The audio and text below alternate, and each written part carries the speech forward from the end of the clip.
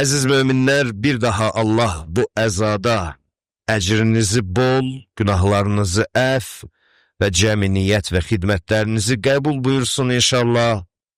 Allah bu günlərimizi ömrümüzün ən bərəkətli günlərindən qərar versin və bu günlərimiz bizim dünyamızın da, ahirətimizin də işığı olsun inşallah. Bu əza bizim mənəvi yolumuzda bir nuraniyyət olsun deyək, əziz möminlər. İnşallah ki də elədir. Çünki bu günlərin qədrini Allah bilir. Biz yaxşı bilməsək də bu günləri yaşatmağın, bu məclislərin qorumağın və ərsəyə gəlməsi üçün lazım olan bütün xidmətləri göstərməyin dəyər və qiyməti uca Yaradanın dərgahında böyükdür. İnsan evladı bunu bilməsə də bu belədir. Çünki şəhid olan o ülvi şəxsiyyət elə böyük Allahın yeryüzündə olan höccətidir, xəlifəsidir, yeganə hidayət qapısıdır. Biz də bu neçə günlər ərzində Mövlamızın şəhadətinin əhəmiyyət və mahiyyətindən həm söhbət olurduq sizlərlə və neçə gün Seyyid-i Şühədə aleyhisselamın ali məqamı olan ilahi xilafət və ilahi höcciyyəti müzakirə apardıq ki, nəticə etibarıyla imamətinin şəhadətdən öncə və daha müqəddəm bir rütbəsi olmasını başa düşək.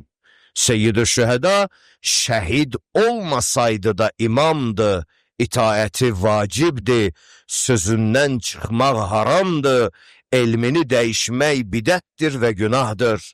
O şəhid olmasa da bütün bu Peyğəmbər deyən imamətin dəyərləri onun canında mövcuddur. Üstəgəl şəhid olması məsum imamın bizim bütün imanlı insanların qəlbinə dağ vurur. Doğruluğu istəyən insanların ürəyini parçalayır.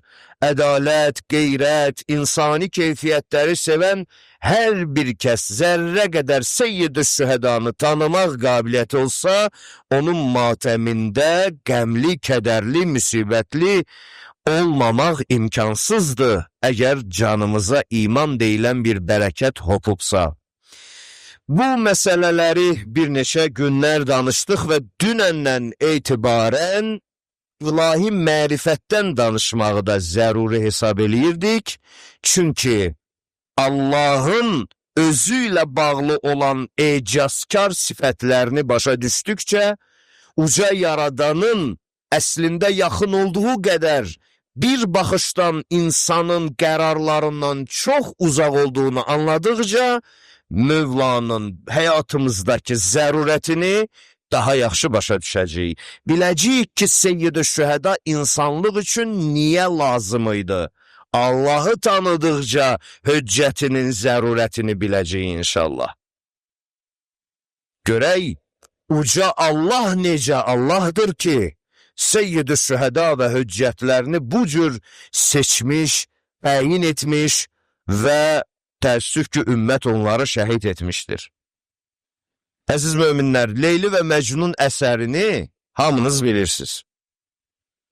Bu əsərin mahiyyəti bəndə və Allah arasında olan o məhəbbət və sevgi bağlılığının müəyyən incəliklərini ifadə edir. Ancaq Leyli və Məcnun obrazında iki insan, aşiq və məşuq kimi, biri-birilərinə olan sevgisi, biri-birilərinə olan bağlılığından əslində müəlliflər bəndənin Allahına bu cür bağlı olmasını bizə çatdırmaq istəyiblər. Yəni bir kişinin bir qadından, bir qadının bir kişidən olan sevgisindən danışmır dahi insanlar. Orada bəndənin Allaha olan məhəbbətindən danışır, amma birini Leyli, birini Məcnun obrazında. Çünki Allaha obraz vermək olmaz ona görə. Bu yollarla başa salır. Mən bir nöqtəni, bir hissəni sizin hüzurunuza müqəddimədə demək istəyirəm. Mövlamızın dəyərini bilmək üçün. Müəlliflərdən çox yazıblar. Leyli və Məcnun əsərini çox müəlliflər yazıb. Ən üstünü belə Füzulidir, məşhuru və s. Yaradanı Nizamidir, amma ən üstün yazanı Füzulidir. Bu ilə işim yox. Bunlar şairlərin işidir. Biri də müəlliflərdən biri yazır ki, Məcnun bir gün bir səhradan, bir küçədən keçirmiş, baxır görür ki, bir divarın üstündə Leylinin adını yazıblar. Gəlir bir silgi tapır, başlayır Leylinin adını silməyə. Bunu kənardan görənlər qınıyır. Deyirlər, ay dəli. Dəliliyinlə onsuz da bizi imkan vermirsən yaşayaq. Düşmürsən çöllərə Leyli deyə. Bax, indi öz istədiyin məşuqunun adını niyə silirsən axı? Bu, özünü istəməkdir. Sən elə bizim başımızı alladmısan ki, mən Leyli aşıqıyam. Yox, elə sən öz canını çox istəmirsən. Niyə sən öz sevdiyin insanın adını silirsən? Bu, özünü istəməkdir, egoizmdir bu. Məcnun deyir ki, ay cahillər, ay biçarələr, ay xəbərsiz qəflət əhli. Doğrudur, ben Leylinin adını oradan sildim. Bilirsən mi niyə? Çünkü zaman geçecek. Bizden sonra zürriyetimiz, ardımızca gelen neslimiz gelecek. İçinde Mecnun'u tanıyan olsa Mecnun'u bilecek. Mecnun'u bildikçe onun eşkinde, sevgisinde divaneliğini görecek. O görecek ki Mecnun Leylisi üçün nelere katlaşmadı. Ne əzab əziyyətlərə dözmədi. Ne imtihanlara sinə gelmemiş oldu. O bunu bilecek. Ağıllı insan olsa Mecnun'u bu hala salan Leylini axtaracaq. Leyli kimdi ki Mecnun'u bu hala salıb? Allah kimdi ki Seyyid-i Şühedanı hüccət eləyib? Buna o söz üçün deyirəm. İndi ona biraz baxaq. Biraz Allah tanımamızı imtihan eləyək. Baxaq, görək Allah tanıma elə bu qədər bəsit bir şeydirmi? Mən istədiyim şəxsi hissi qərarlarımla onun adına danışa bilən, qərar verə bilən bir məbuddurmu? Yoxsa Allah tanımaq əslində böyük insani bir mərifətdir, böyük bir müdriklidir. Allah tanıma həqiqətən dərindən məsələyə baxanda insanın əbədiyyəti deməkdir. İlahi mərifət eyni əbədiyyətdir. Çünki bu mərifətin nəhayəti yoxdur. Yəni bir yerə qədər getdim, çatdım, tanıdım, bitdi. Belə şey yoxdur. Allah tanımada bitti sözü yoxdur. Yəni dünyada ömür olduqca axtarmaq, tanımaq, sevmək, bağlanmaq, hər dəfə yeni qüvvəsini, hikmətini, ilahinin kəşf etmək olduqca bu əbədiyyət, bu nəhayətsizlik ölümdən sonra da davam edir. Əslində biz oxuduqca bilirik ki, bir şeyi özümüz bilirik. O var. Biz bundan başqa heç nə bilmirik. Biz sadəcə bilirik ki, bəli, yaradan qüvvə var. Amma bundan başqa heç bir ağlımızın onun haqqında xəbər toplama qabiliyyəti yoxdur. Nəfsimizin onun haqqında xəbər toplama qabiliyyəti yoxdur. Yəni bu qapı biz insanlara bağlıdır. O qapının adı Seyyid-i Şühedadır ki, ümmət onu öldürdü. Biz də ona əza saxlayırıq. Yəni qapını göstərmək üçün bu əzadarlıq bir istiqamətdir əslində. İnsana, evladına, doğruluğu sevən cəmiyyətə və bütün insanlara əslində Allaha gedən yolun istiqamətini, məcrasını, tərəfini, cəhətini müəyyən eləyirsən Seyyid-i Şühada deməklə. Çünki insan nə qədər xidmət eləyir eləsin, onu tam-tamına əhatə eləyənməz. Əziz Peyğəmbərimiz sallallahu aleyhi və aleyhin bir sözü var, deyir, mən belə səni ləyaqəti, o tam əhatəli bir şəkildə dərk eləyə bilmədim. Mən belə səni tam əhatəli şəkildə anlaya bilmədim. Bu Peyğəmbərin qüsuru deyil, nəuzubillah. Bu Allahın əzəmətidir. Allahın əzəmətini dərk etməmək qüsur deyil. Çünkü Allah da o. Dərk oluna bilməz o tam tamına. Və bu qədər tam tamına dərk oluna bilməyən Allah bizi xəlq edib, bizdən müəyyən şeylər istəyir və biz bunu hardan öyrənək? Biz bunu hardan əldə eləyək? Bax, Seyyid-i Şühəda salamullah aleyhin şəxsiyyətinin həyatımızdakı rolunu elə bu sualın cavabı çox gözəl bir şəkildə ifadə eləyir. Yuabbiruna anillah. Höccət üçün belə deyirlər. Onlar bir kəslərdir, onlar Allahın dilindən təbirlər bizə çatdırırlar. Yəni, dediyi sözlər yaradanın sözləri olur bizə. Onlardan başqa kim Allahın adından danışırsa, birinci danışa bilmir, eybi çıxır ortalığa, elmi çatmır, əqidəsi o qədər geniş deyil, kainatın, sistemin işləmə qabiliyyətinin, bu varlıq aləminin mexanizmini necə işləməsi, necə gedməsini bilmir, onun üçün adam Allah adına danışa bilməz. Bir dəfə gəldilər Resul-i Əkrəmin yanına sallallahu aleyhi və aleyhi və səlləm. Dedilər ki, ya Resulallah, Həzrəti İsa üçün deyirlər ki, suyun üstündə gəzərmiş. Düzdür bu söz. Qurban olduğum deyir ki, bəli, Allaha olan mərifətindəki yəqin dərəcəsinin hesabına Həzrəti İsa suyun üstündə gəzərmiş, bəli, bu düzdür. Ardıca deyir, əlavə eləyim sizə, əgər yəqin, mərifətindəki yəqini bir pillədə artmış olsaydı Həzrəti İsa'nın, havada da uçardı. Allah mərifət, Allah tanımağın insanda qoyduğu qabiliyyətlərə bax. İnsan Allahı düz tanıdıqca sanki kainatdakı qayda və qanunlara, yəni kainat təsərrüfatına bir növ özü təsir eləyə bilir. Bunu İmam Cəfər Sadiq əleyhissalamın bir hədisinə əsasən deyirəm sizə. Bəndəlik bir cövhərdir Mövla buyurur, salamullah aleyh. O cövhərin kökü rübubiyyətdən qaynaqlanıb. Bəndəlik bir cövhərdir, yəni sən bir cövhərsən, Allahın xilqəti içində. Bir cövhərsən ki sən, səni Allah üluhiyyətindən yox, rübubiyyətindən seçib qoyub.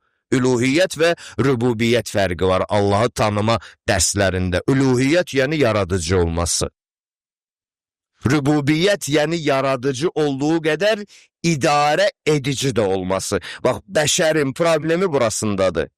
Allahın yaradıcı olmasına etirazları yoxdur, amma Allahın idarə edici olmasına çoxdur. Niyə? Çünki o idarə etmənin içindəki qaydaların çoxu mənim həvai nəfsimlə müxalifdir, sərf eləmir. Yaradıcısan əla, amma idarə eləmədə qoy özüm yaşayım. Bu müminin yanaşma tərzi deyil.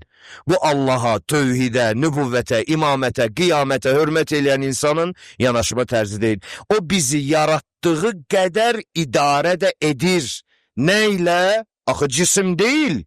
Höccətinə verdiyi elmi düsturlarla, qaydalarla. Bizi o bununla idarə eləyir. Haram yemə, yalan danışma, halal qazan, nə bilim, orada belə elə, burada elə elə, cavan vaxtı belə ol, yaşlı vaxtı elə ol, ticarəti belə elə, münasibəti belə yaşa, dostla belə ol, düşmənlə belə ol, böyük balaca, bütün təmas nə varsa insanın təmas edəcəyi, nə bilim, yaşayıb duyacağı, hiss edəcəyi nə varsa, hamısını idarə edicidir eyni zamanda. Elə insan gərək bunu bilib daha çox sevsin Allahı.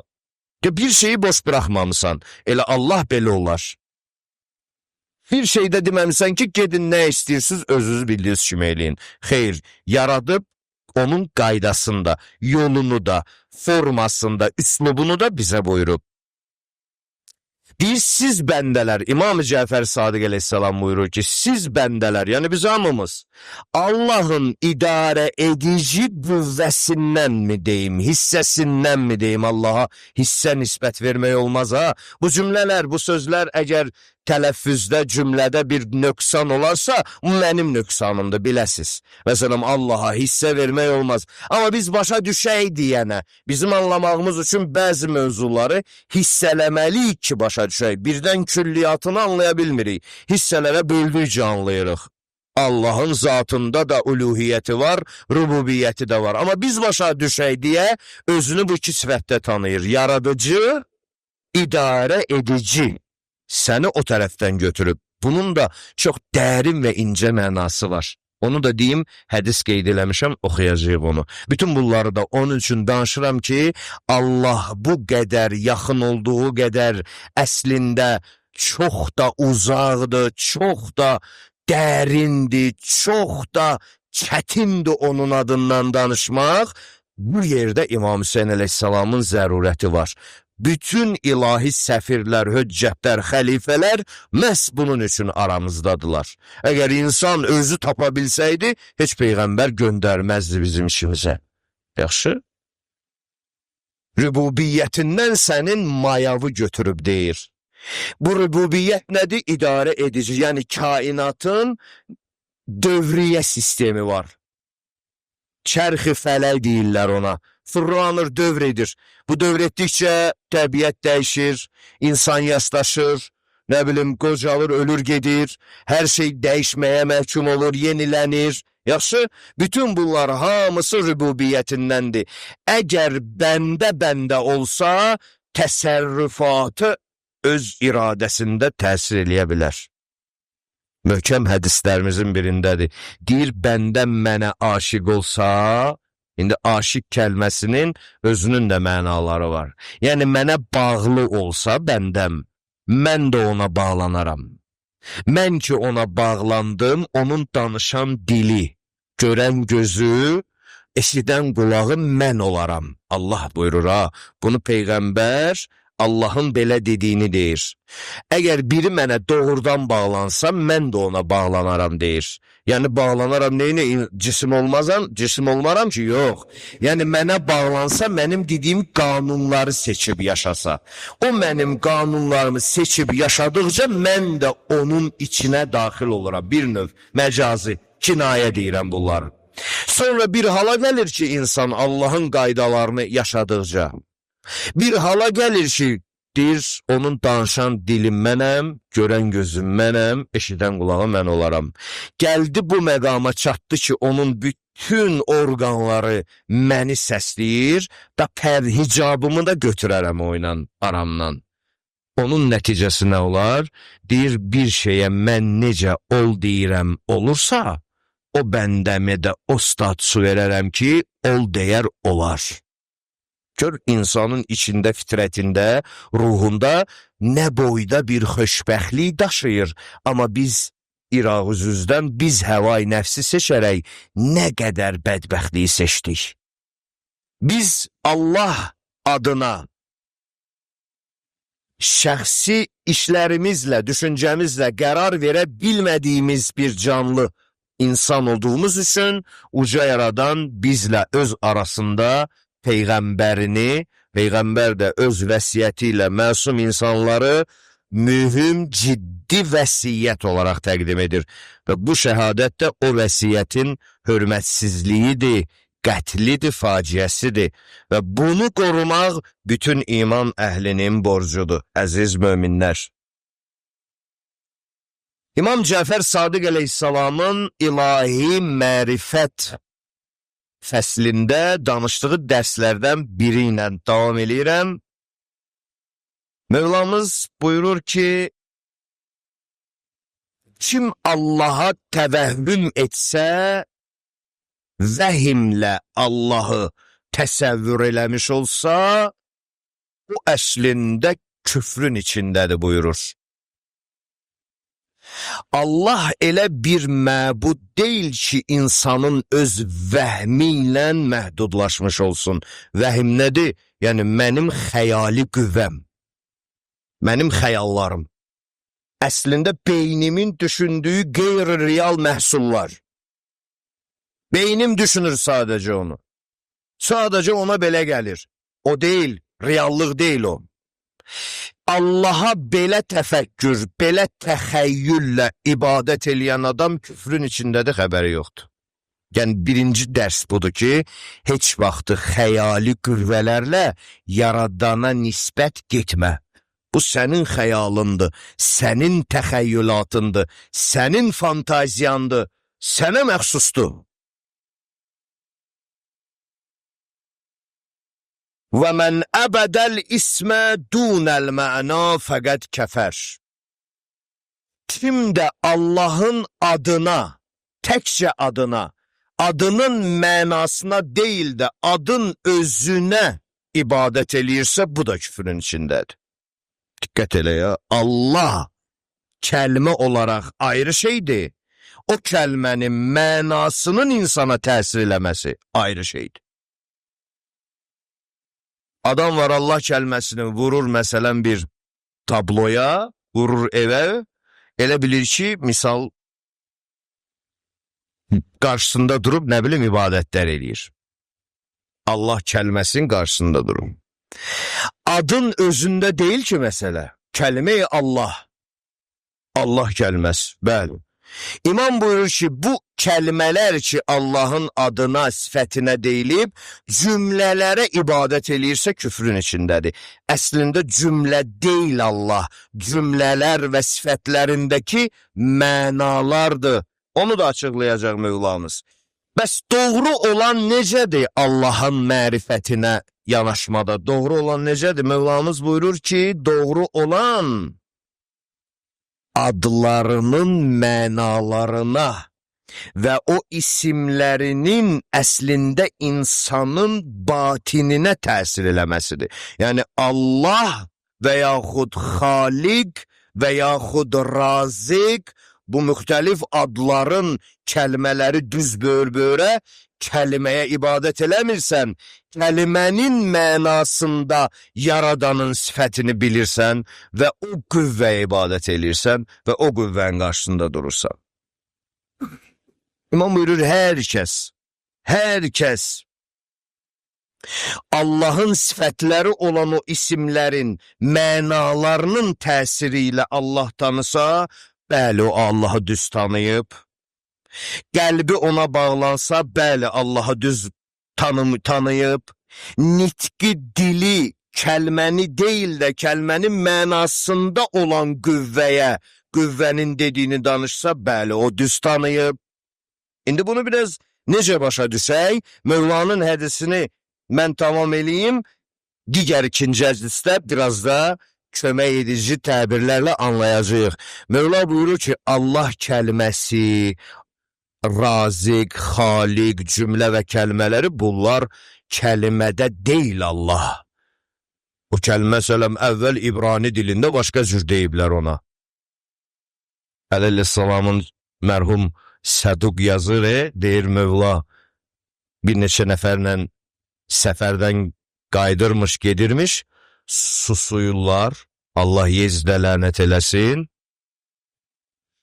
Bir yanda dayanırlar, ravi deyir, gördüm bir böyük bir qaya kimi daşdı, çox ağır daşdı.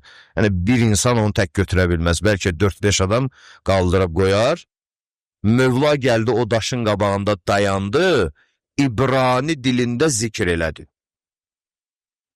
Nəsə zikir dedi. Heç birimizdə başa düşmürük nədir. Ondan sonra onu tək qaldırdı. Yəni o dildə də bir Allah kəlməsi var da. İstəyirsən Allah de, istəyirsən Tanrı de, istəyirsən Bog de, istəyirsən Qad de, istəyirsən Xuda de. Hansı dildə deyirsən de. Adlar dəyişir, dəyişir. Məna dəyişmir, əsas mənadır. Görünən hər şey məhduddur, görünən hər şeyin məkan ehtiyacı var, görünən hər şeyə məsafə ehtiyacı var, görünən hər şeyin işıq və zülmət şərti var, görünən hər bir şeyin bir başqa xaliqi var və sair. Adam Peyğəmbərin ardıcı olduğunu iddia edir, amma Allahı görəcəyinə inanır. Bu da səhv məlumatdır. Gəl gör, Əhl-i Beyt elə bir söz deyib mi bizə? Möminlər gedin namaz qılın, oruç tutun, halal yiyin, haramdan uzaq olun, öləndən sonra Allahı görəcəksiniz. Xeyr. görünmədikdə Allah olur və düz olur. Görünməyən məbud. Görünəndən məbud olmaz ki. Da görünür də, salam melekim. Allah, sən imişsən, nə gözəl. Mən sənin bəndən filan kəs. Belə şey olur.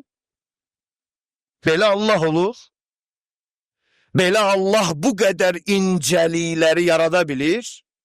Bu qədər dərinlikləri yarada bilir. Bu qədər möcüzələr eləyə bilir. Allah bir yerdədirsə deməli ikinci yerdə deyil o artıq. İndi gəlin Əmirül Müminin salamullahi aleyh bizə Allah haqqında necə təbirlər deyir, biraz onları da dinləyək və özümüz üçün öz mərifətimizi imtahan eləyək. Bərabərində İmam Hüseyin ağamızın höccüyyət və imamətinin dəyərini artıq bilək. Bununla da Əhl-i Beytə olan beyət və məhəbbətimizi biraz da möhkəm eləyək. Dünən Mövlamızın salamullahi aleyhin İlahi mərifət haqqında xutbəsindən bir neçə parça oxudum sizə. Amma qaldı bir neçə hissəsi. İstəyirəm bugün də onu tamamlayayım. Mövlamız dedi ki, insanın dininin birinci pilləsi Allah'ını tanımasıdır. Yəni din Allah'ı tanımaqdan başlayır. Sonra gələcək mərhələlər, sonra hökmlər, əməllər. Birinci tanımaqdan asılıdır. Sən necə tanıyırsan Allah'ı? Dinin birinci pilləsi Allah'ı tanımaqdır. Mərifət qabiliyyətidir.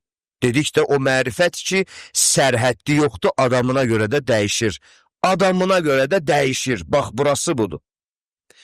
İmaməti peyğəmbərliyi zəruri bilməyib, öz ağlını, müstəqil ağlına güvənib, müstəqil təfəkkürünü bir şəriət, bir risalət ünvanında görən insanlar anlamır ki, hər kəsin daxilində mərifət qabiliyyəti fərqlidir. Əgər hər kəsin ağlı şəriətdirsə, bu pərakəndəlikdir. Burada vəhdətdən söhbət gedə bilməz. Sən belə deyəcəksən, mən belə deyəcəyəm, o elə deyəcək, bu elə gələcək. Bəs birlik, bəs vahid bir şey, vahid Allah, nə oldu? Bir Allah 80 min yerə böldü bizi.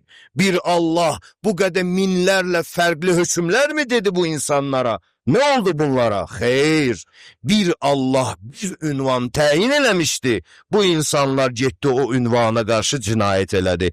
O səbəb oldu ki, odur budur insanlar hələsi bir avaz oxuyur Allah adına.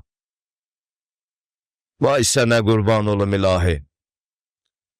Qüdrətin var qüdrətin, dilim gəlmir bu sözü deyim. Qüdrətin, hikmətin var.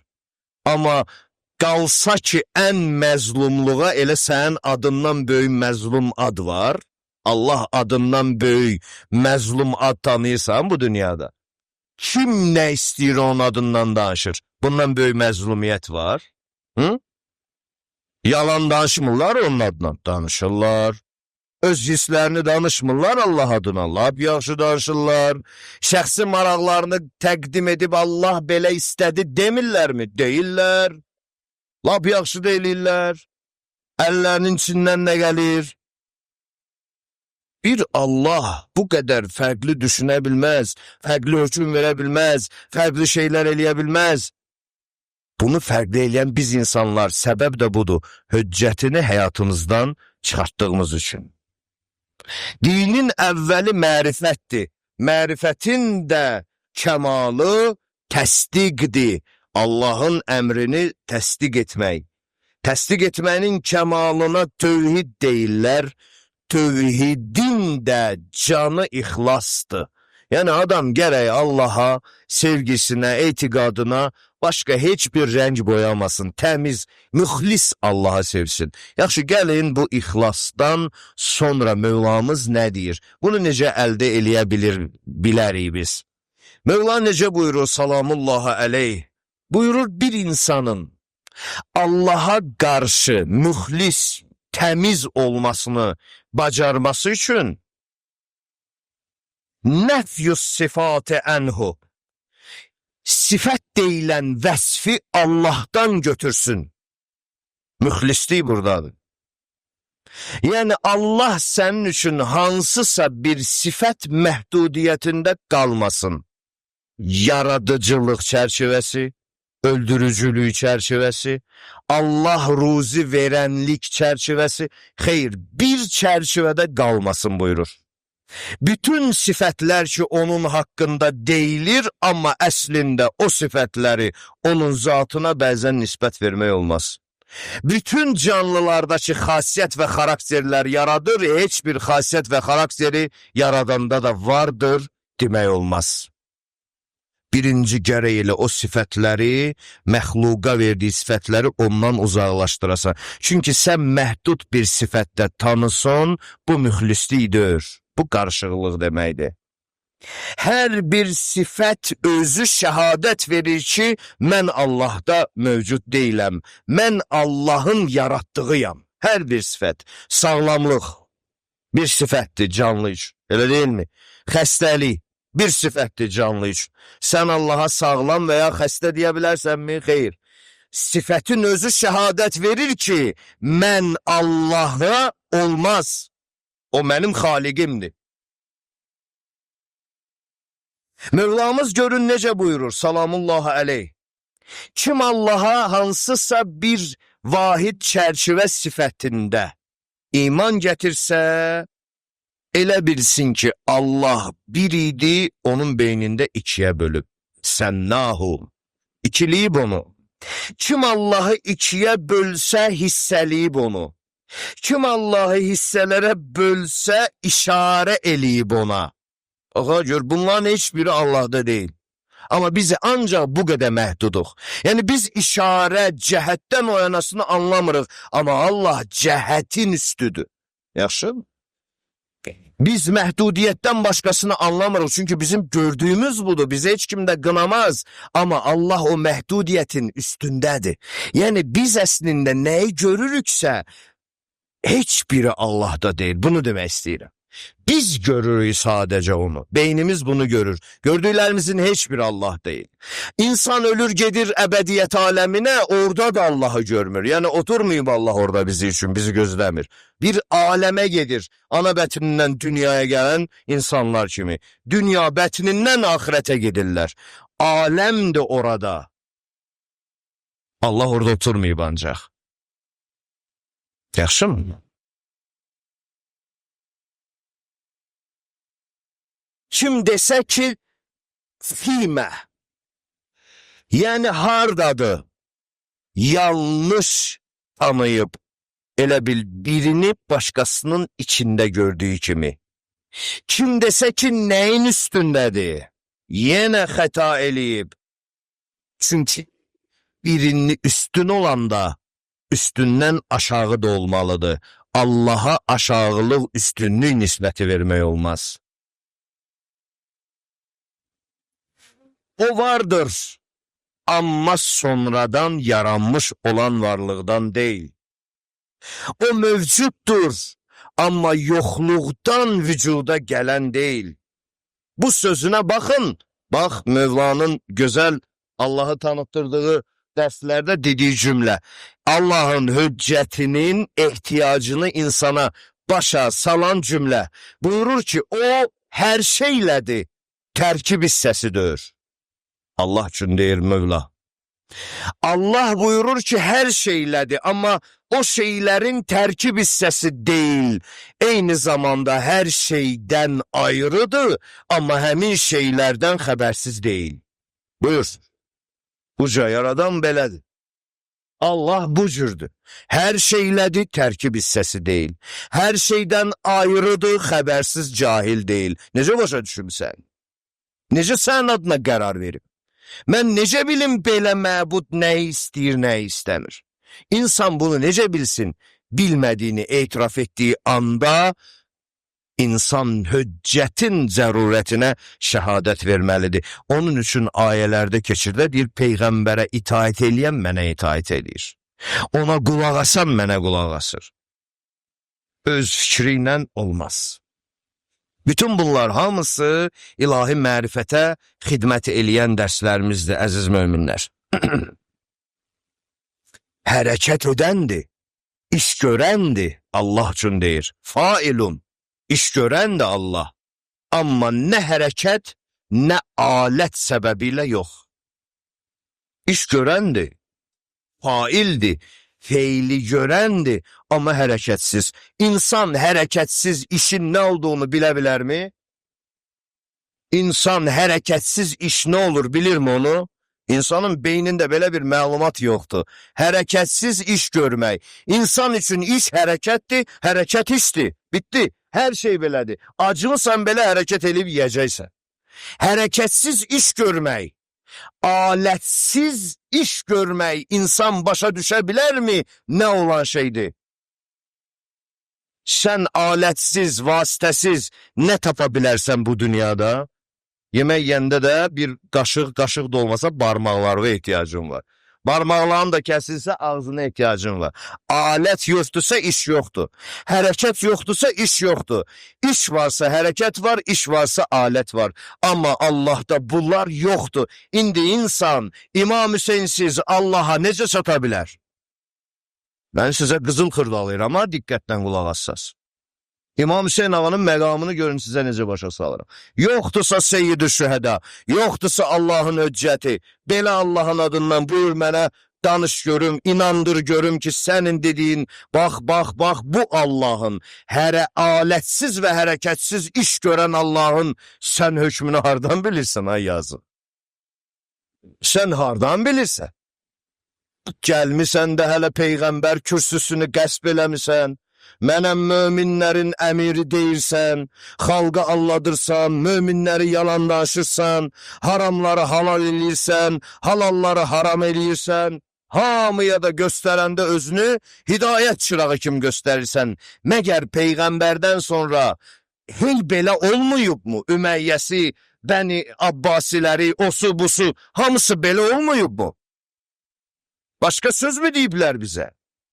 Harun Ər-Rəşidlər gəlib Peyğəmbərin minbərini, kürsüsünü, məqamını qəsb eləməyib mi? Gəlib onu deyiblər. Desəydi ki, mən Harun Ər-Rəşid şairəm, işimiz olardı oynan. Yox, get şeir yaz. Gəlib deyirsən ki, mən Peyğəmbər xəlifəsiyəm.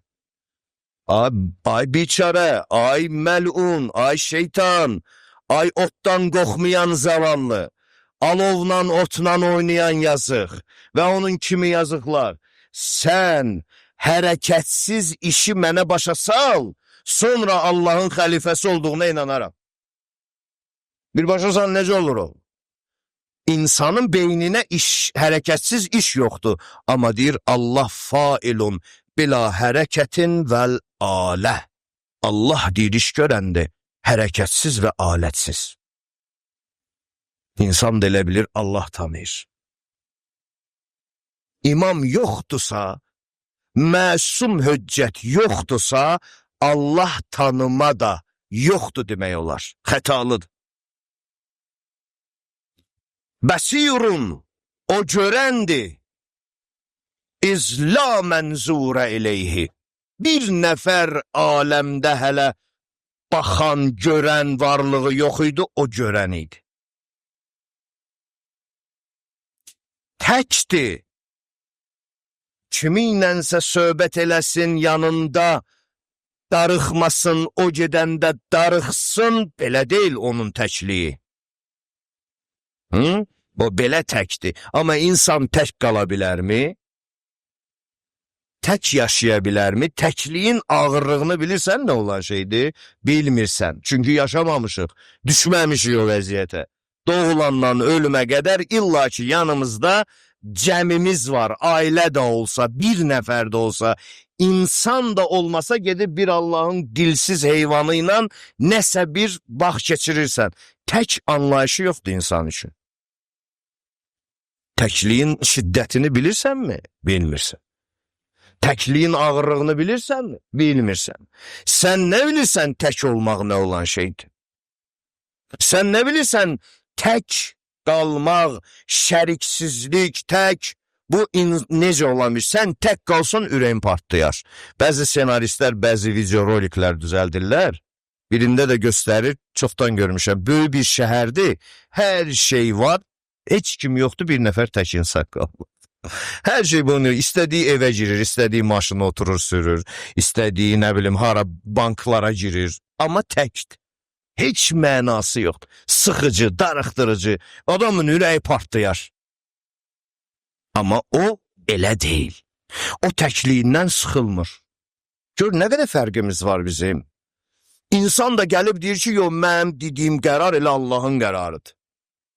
Sən kimsən? Sən nə boydasan? Sən nə qədər bilə bilərsən? Bu sözlərim İmam Hüseyin ağamın o ali məqamının müdafiəsində mənim ona münacatım, təvəssülüm olsun inşallah, hamımızın bərabər olsun inşallah. Çünki bu sözlər onun rütbəsinə, yatmış rütbəsinə yenidən nəfəs verir.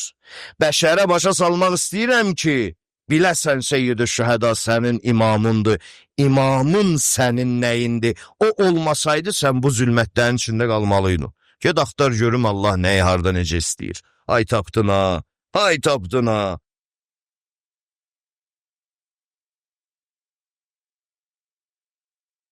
Bu mübarək cümlələr ilahi mərifətin ətrafında dövr eləyən bəzi gözəl cümlələrin bir hissəsi idi. Və biz nəticə alırıq, yavaş-yavaş əzadarlığımıza başlayırıq.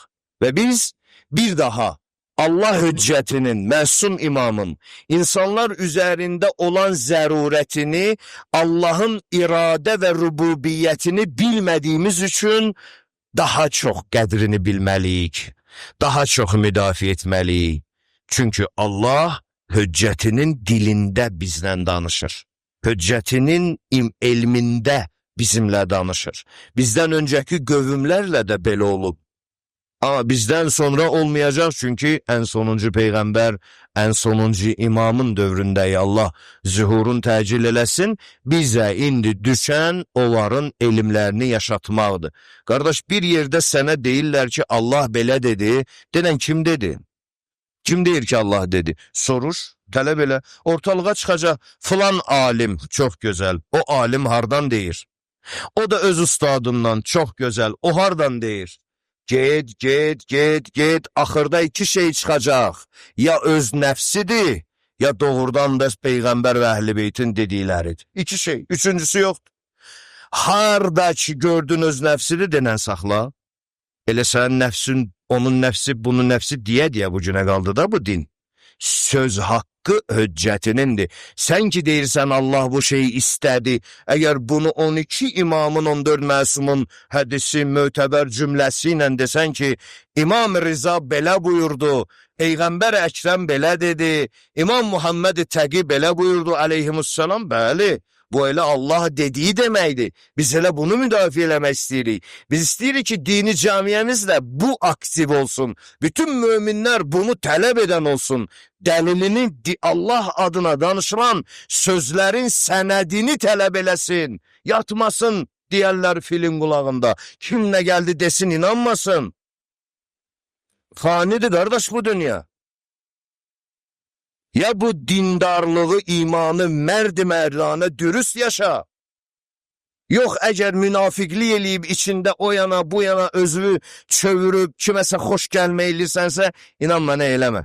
Eləmə, çıx ged, nə bilim, başqa ürəyi harda rahat tapırsan, ged orada ol. Bəlkə də orada elədiyin günahları Allah sənə üçün bağışlayar, amma dinin içində münafiqliyi heç vaxt bağışlamaz. Bizim hədəfimiz budur. Bizim əzadarlığımızın mahiyyəti budur. Bu əza istiqamətdir dedim. Bu əza müdafiədir. Bu əza ilahi mərifətin müdafiəsidir. Heç kim buna kəm gözlə baxmasın. Kimsə də bu əzadarlığı həzm eləmirsə, bilsin ki, Allahına olan mərifəti ya yoxdur, ya azdır, ya sıfırdır. Allahı tanıyan, Peyğəmbəri tanıyan bu əzaya kəm baxmaz. Allah Seyyid Əzimə rəhmət eləsin, Seyyid Əzim Şirvaninin sözüdür bu, ruhu şad olsun. Deyirdi ki, onlar həmişə olub da, əzadarlığa kəm baxanlar, niyə ağlayırsınız, niyə əza saxlayırsınız, işiniz gücünüz qutarıb, özünüzə falan filan sözlər. Axı, ağlamaq narahat edici hissdir də, yaxşı, çox adam istəməz ağlasın. İnsanların da daxilən fitrətən əza, matəm hissi ki, diskomfort eləyir də insanı bu his. Gərək imanın güclü ola ki, bu əzadarlıq canıva bal kimi yapışa. Amma belə də birini gətirəsən, gedək ağlayaq, onu diskomfort eləyər bu. Narahat eləyər. Gülməyi daha çox sevir insan, əzanı fitrətən istəmir. Bax, bu münafiqlər də insanın fitrətindən, necə deyərlər, istəmədiyi nöqtəyə yanlış informasiya yolluyur, nəticədə Seyyid-i Şəhədə Aleyhisselamın əzadarlığını zədələməyə çalışır. Çalış, heç nəyə müvəffəq olmayacaqsan. Heç nəyə. Tarix boyu onsuz da bunun üçün çalışıblar. Dünyanın bu dəqiqə bütün küçələri, bütün məhəllələri, bir yuxarıdan dünyaya belə bax şəhərlərə, baxa bilsən, bir belə bax şəhərlərə, hər şəhərdə Ya Hüseyn deyirlər. Hər şəhərdə. Düz, yaxşı, səhv, nəysə, amma deyilir. Bu əza bu yer üzündə, bu yer kürəsində var. Bunu mən qorumuram, Bunu Xaliq yaşadır. Mənim borcumdur ki, mövzunu düzgün müzakirə eləyim. Sizə səbəblərinin bu olduğunu deyim. Buna görə şəhid olundu. Buna görə biz də bu əzanı saxlayırıq ki, əgər imanlıyıqsa imanımızda sabit qədəm olaq. Əqidəmizdə sabit qədəm olaq.